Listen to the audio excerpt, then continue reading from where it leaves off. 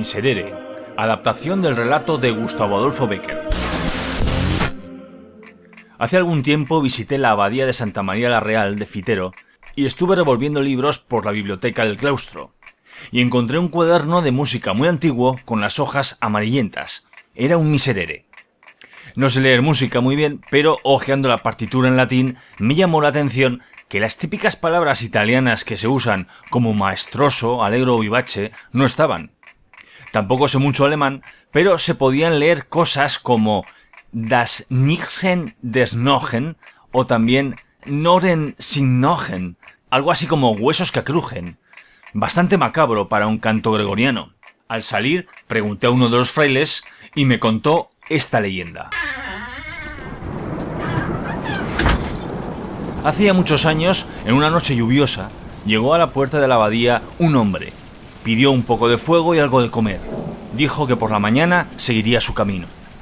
Una vez secas sus ropas y repuesto de su cansancio, el peregrino contó su vida a los monjes.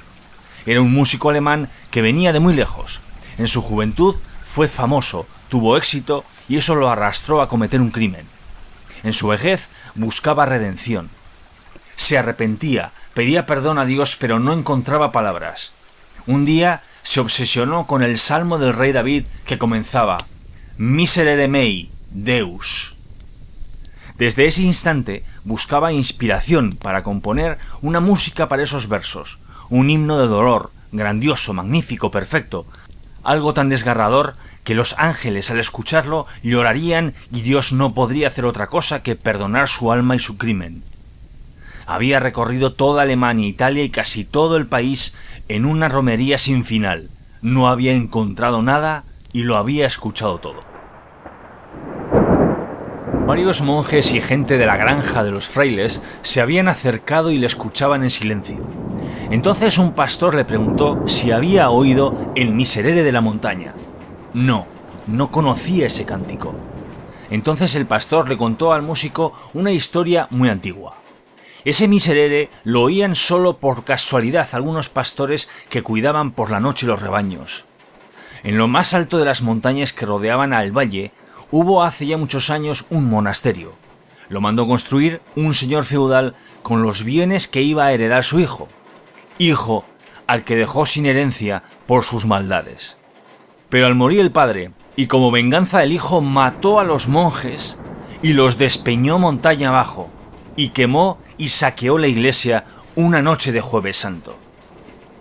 Todavía quedaban en pie las ruinas sobre el peñón, junto a una cascada que luego baja como un río hasta el valle. Y todos los años desde aquella matanza, en el aniversario del mismo día, se ven brillar luces a través de las ruinas de la iglesia.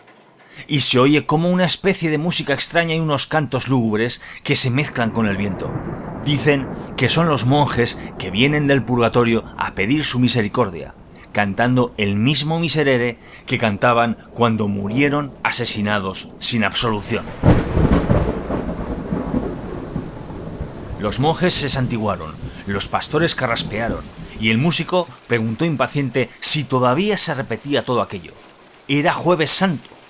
El pastor le dijo que seguro, en menos de 3 horas, cerca de la medianoche, ocurriría lo mismo que desde hacía siglos. El músico recogió rápido su zurrón, su bastón y preguntó dónde se encontraba el monasterio. Estaba dispuesto a recorrer los 7 kilómetros que lo separaban de las ruinas de la iglesia. Se iba a oír el grande, el verdadero miserere, el miserere de los que vuelven al mundo después de muertos y saben cómo es morir en pecado. Y se fue. «Está loco», dijeron los monjes. «Está loco», dijeron los pastores. Echaron un madero al fuego y se agruparon alrededor del calor. El viento zumbaba y hacía crujir las puertas, los cristales, todo, como si una mano poderosa intentara arrancarlas. La lluvia caía sin misericordia, azotando los vidrios de las ventanas, y las luces de los relámpagos iluminaban por unos instantes las montañas, a lo lejos. Después de caminar un largo rato, el peregrino llegó hasta donde se levantaban negras e imponentes las ruinas del monasterio. La tormenta había pasado. Las gotas de lluvia se filtraban entre las grietas y caían sobre las lápidas que formaban el suelo de la iglesia. La luz de la luna se colaba entre las nubes que flotaban en oscuras bandas. El músico temblaba empapado y ya sin paciencia pensó que aquellas gentes le habían engañado y se habían burlado.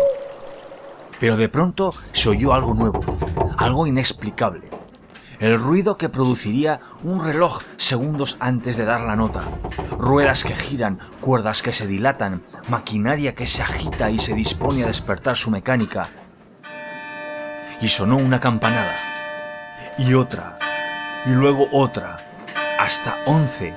Pero en aquellas ruinas no había torre, ni reloj, ni campana.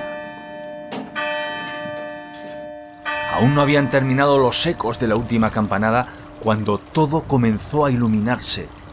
Los nichos de granito de las esculturas, las gradas de mármol de los altares, el pavimento, las bóvedas, toda la ruina de la iglesia comenzó a brillar sin que se viese una antorcha, un cirio o una lámpara que creara aquel extraño brillo. Parecía como un esqueleto de cuyos huesos amarillos se desprendiera una luz azulada, inquieta y miedosa. Después todo cobró vida. Las piedras se unieron a piedras, el altar se levantó intacto, y las capillas, los capiteles, los arcos. Poco a poco comenzó a oírse un acorde lejano, como un zumbido de aire, pero que era en realidad un conjunto de voces lejanas que parecía irse elevando poco a poco, saliendo de la misma tierra. Por fin, el peregrino comenzó a tener miedo, pero luchó contra él. Dejó la tumba sobre la que estaba sentado y se asomó al borde del abismo de la montaña. Y se le erizaron los pelos de terror.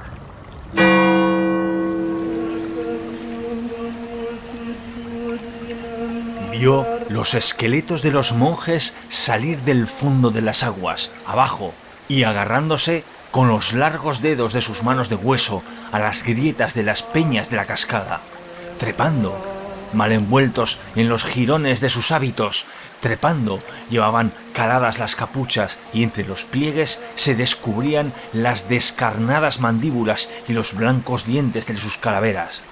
Trepando. Vio cómo los monjes entraban en la iglesia y se ordenaban en filas mientras cantaban.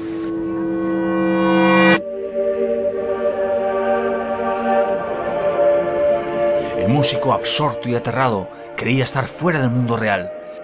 Temblaba, sentía el frío hasta en la médula de los huesos. La iglesia resplandecía bañada en brillo azul. Entonces las osamentas de los monjes se vistieron de sus carnes. Se rompió la cúpula del templo. Y a través de ella pudo ver el cielo como un océano de fuego. Vio a los ángeles y arcángeles, y vio en lo alto el mismo trono de Dios. Lo rodeó una gigantesca espiral, sus ojos, cegados de luz, zumbaron sus oídos, cayó sin conocimiento al suelo y nada más oyó. Al día siguiente, los monjes de la abadía vieron entrar por sus puertas, pálido y como fuera de sí, al peregrino. Le preguntaron si oyó el miserere, y él respondió: sí, y lo voy a escribir. Dadme asilo aquí, y pan por algunos meses, y yo os dejaré una obra inmortal, un miserere que borre mis culpas a los ojos de Dios, eternice mi memoria y eternice con ella la de esta abadía. El abad, por compasión, y aun creyéndole un loco, accedió. Noche y día trabajó con afán inagotable. En mitad de su tarea se paraba y parecía como escuchar algo que sonaba en su imaginación. Abría los ojos y decía: eso es así, no hay duda, es así. Y continuaba, escribiendo notas con una rapidez febril. Pero el día que le tocó cerrar la obra, con el último versículo que había oído en la montaña, le fue imposible seguir. Escribió 1, 2, 3, 200 borradores, todo inútil. Su música no se parecía a aquella música increíble que escuchó. Y el sueño huyó de sus ojos, y perdió el apetito, y la fiebre se apoderó de su cabeza, y se volvió loco. Y murió, sin poder terminar el miserere. El mismo que como una cosa extraña guardaron los frailes a su muerte, y que aún hoy se conserva en el archivo de la abadía de Fitero, en Navarra. Puedes visitarlo, y ver el Miserere con tus propios ojos. Si eres músico, quizá tú lo puedas terminar. Acabas de escuchar el Miserere, en una adaptación del relato de Gustavo Adolfo Bécquer.